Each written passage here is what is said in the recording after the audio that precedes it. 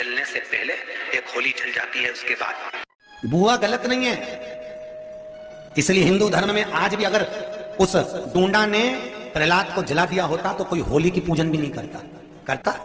आज भी हिंदू धर्म में होली की पूजन 2 बार होती है, एक होली जलने से पहले, एक होली जल जाती है उसके बाद। होली जलने से पहले होती है बुआ की पूजन, क्योंकि तूने बहुत अच्छा काम करा जो अपने भतीजे को बचा लिया, और होली जलने के बाद होती है प्रहलाद की पूजन। होती कि नहीं होती होली? और होली क्यों कहा तुमने? होली का कारण क्या? होली नाम कैसे पड़ा? उसका कारण है ये राक्षस कुल में जन्म लेने के बाद भी मरते मरते अच्छा काम करके भगवान की होली, इसलिए हमारे यहां मनाई होली। पर मंगरूल नाथ वालों, तुमने अपनी बहन का नाम धर दिया हो, बड़ा गजब का। क्या नाम था? डूंडा। होली का ना, होली। भगवान भूत भावन भूतेश्वर मेरा शंकर, मेरा कैलाशी, मेरा अविनाशी, मेरा शिव है। इस मृत्यु लोक का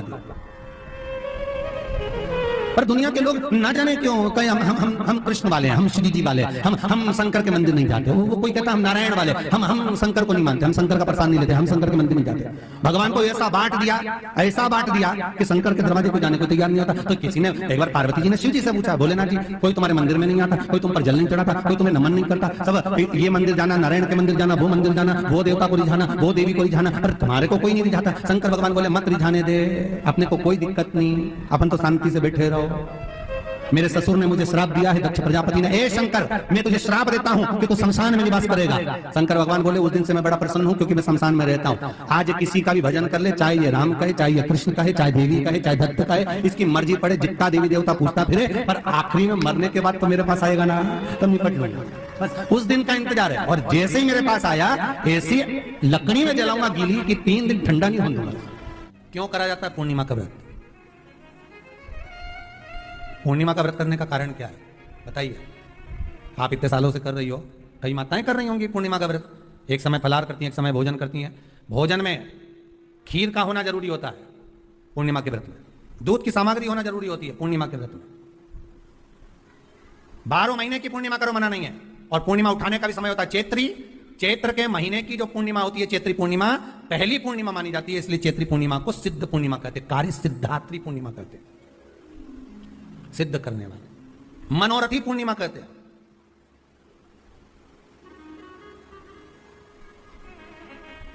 मनोरथी पूर्णिमा। इसलिए पूर्णिमा का व्रत कहां से उठाया जाता है? चैत्र के महीने की पूर्णिमा से पूर्णिमा का व्रत उठाया जाता है कि मैं महीने की पूर्णिमा करूंगी, तो चैत्र पूर्णिमा से उसको उठा लिया जाता है। पर उसका एक नियम रहता है, आप फलाहार करें अपनी जगह पर है, पर एक समय भोजन कर रहे हैं वो अपनी जगह पर, भोजन के साथ में मीठे के साथ थोड़ा दूध की सामग्री होना जरूरी होती है। और क्यों करते हैं पूर्णिमा का व्रत? किस लिए किया जाता है, क्यों करा जाता है? उसका व्याख्यान वर्णन शिव महापुराण के अंतर्गत स्कंद पुराण में लिखा गया। स्कंद पुराण में वर्णन किया है श्री वेद व्यास जी महाराज ने। कहा यह पूर्णिमा का व्रत इसलिए किया जाता है कि व्यक्ति का जब मन गलत भ्रम में जाने लगता है, मन जब गलत जगह पर जाने लगता है, तो ये मन को गलत जगह पर ले जाने वाला कौन होता है? तो कहा यह चंद्र होता है। व्यक्ति की राशि के अंतर्गत, व्यक्ति की पत्रिका के अंतर्गत, व्यक्ति की ग्रह दशा के अंतर्गत जब चंद्र बेकार चलता है, तो व्यक्ति अच्छा करते करते भी बेकार करने लग जाता है।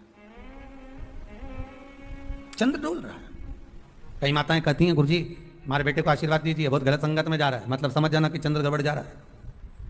बेटी अगर गलत मार्ग पर जा रही है, बेटी अगर गलत संगत में जा रही है, किसी अन्य व्यक्ति को आकर्षित हो, चंद्र गड़बड़ हो रहा है, उसका